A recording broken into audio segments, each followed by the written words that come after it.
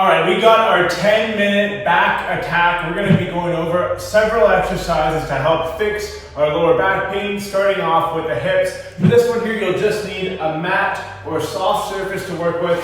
We won't need any equipment today. But for the first one here, we're gonna sit on the floor, or you can elevate your hips on a mat if you're very tight. And what we're gonna do is we're gonna spend a minute in each stretch here. So we're gonna go through 4 here to start in that 90-90 position, okay? I want 90 degrees with the back leg, 90 on the front leg, getting over top of that front knee. Taking your belly button, aiming it over the front knee. We're gonna spend a good minute in this stretch here, hunting around, getting into those tight corners. For me, it's when I get over top of my leg and lower end, but we're always moving around here with this one. Now when you do find that tight pocket, that tight corner, sit into it and just breathe. Nice deep inhales and exhales. We got 30 seconds left in this position. Again, I'm kind of coming in and out of this one here. Finding that angle. And lowering into it. You're welcome to just settle in to one spot too for a little while and get to know that area more. And we got 4, 3, 2, 1. Staying in that position here, we're gonna get our belly button now pointed towards our opposite knees. We're gonna be right about here. I'm up tall, I'm reaching this knee down to the floor. Now if you're getting any knee pain here, ease off and look towards the other knee that we were just on. I'm trying to get my belly button towards that knee. A minute here as well. With this one, there's not quite as much movement through the stretch. We might be pivoting our shoulders a little bit, but we're definitely just gonna make sure we find a good comfortable spot here. We're feeling the stretch on the outside of the hip, but maybe the inside of the hip as well. 20 seconds left here, and then we're going to do the same thing on the other leg, getting onto the opposite hip. All right, 3, 2, 1, I'm gonna come back up, heels are down. I'm thinking opposite side now. Getting 90 degrees here, 90 here, and I'm on top of my front leg. Again, I'm here for a minute. We can elevate our hip with a pad or a mat if we want to. I like to do that just to feel comfortable sitting on the floor like this. And again, belly button over the knee and then down. You're gonna find one side's a bit tighter. For me, it's the left side, so I'm just gonna ease in and ease out here. You know, if you're feeling tighter on one side, spending a bit more time, then maybe pausing for a good 30 seconds and getting a bit more work on that opposite side if it's feeling tight, is totally okay. We got about 15 seconds left here. Getting into that hip, turning into it, and around this way. You can also get really tall and then come down too, but I like to find those corners, find that tight pocket. We got 4, 3, 2, 1. Now back over top of the other knee, right? I'm looking away, getting my belly button facing that opposite knee, and maybe looking over the opposite shoulder as well. I'm spending a minute here too. Twisting in, twisting out. Paying attention to those subtle little differences side to side. If you find yourself holding your breath or restricting your breath at any moment, we can really focus on controlling that breath. Nice even inhale, bit of an exaggerated exhale. We're coming up on 15 seconds left here. Again, just noticing those subtle little differences from side to side. All right, and we got 4, 3, 2, and 1. We're gonna ease out of that one. Now we're just gonna windshield wiper those hips side to side for a couple of reps here. Getting those hips rotating is huge for back pain. Next, we have our hamstring. We're gonna get onto one knee. One foot is gonna be out long, and getting over that leg. Having support for balance here might be helpful, or just using your hand on your mat like this.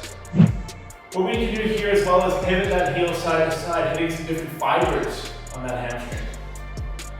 With this one, we're thinking chest forward. We're not rounding the back too much. We're just gonna be tall and forward for a minute on each side as well. Now, when our hamstrings are tight, it's gonna pull on our lower back. It's gonna create some tension through the posterior chain. So we're just getting into those hamstrings to alleviate some slack downstream into the back of our leg. 10 seconds left here. Again, as I pivot, I find that spot, maybe hang out a little bit longer, back to a new spot. And we got 4, 3, 2, 1, switching on over. Again, using some balance if we need to. Just drawing that chest forward, like there's a rope pulling our chest forward here.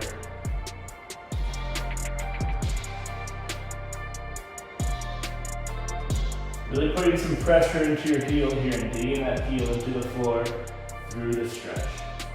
You'll notice how one side might have more slack if you can get maybe onto your knuckles or maybe your way down to your fist. And make sure that slack isn't coming through your lower back and that lower back remains long and strong as you reach forward. That's how we'll feel it more in the hamstring. Now tying into a hamstring is our adductor. You might notice here as we pivot in or out, you get more of that adductor. And that adductor plays a huge role when it comes to the health of our lower back as it attaches right to our pelvis like our hamstring does. 3, 2, 1. Coming up nice and tall here. Speaking of the adductors, we're going to get into our adductor rocker stretch. One knee on the mat, both hands are forward. We're going to rock back and forth here. We're going to spend a good 30 seconds actively rocking back and forth. And as we do this one here, I want you to focus on pushing that big toe into the floor. And that's going to really force that internal rotation of our hip, which we're biasing with this movement. Good, we got another 10 seconds left here before we make our way over to the opposite side. And be mindful of the breath. 4, 3, 2, 1. Switching on over. My leg is in line with my knee. And I'm pushing my toe down. On this side, my right big toe pushing into the floor.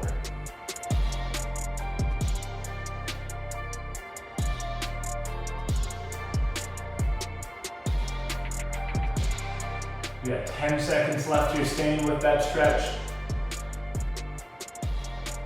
Maybe holding on to that end range where the tension lies, and we can ease out that one.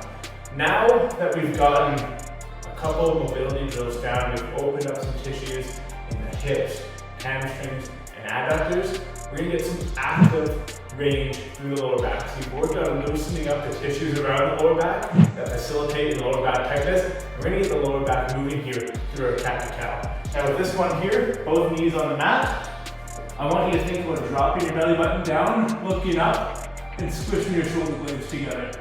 From here, I want you to push the floor away, and exhale. We got 10 reps. Tailbone up, chin up, push the floor away.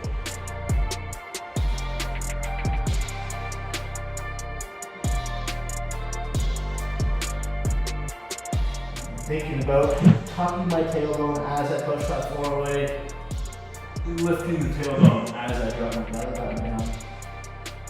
Tailbone up, belly button down. Chin up, tailbone up, then tuck the chin, tuck the belly button. And last one, big exhale. Returning to the seated position of our mat here, we can actually get rid of the mat now. We're gonna be on our back. Our arms are out long like this. My heels are about hip width, maybe just outside, and I'm waving my knees side to side. Pushing into the floor, waving those knees side to side. We should feel a nice stretch down our side here into our hip. And I'm working on just having the hips rotate. You're gonna get a bit of back rotation in there as well. We're going to be going at this one for a good 30 seconds here, following along. Slowing down that breath, reaching that knee in and out, and we're going to end up with that one there.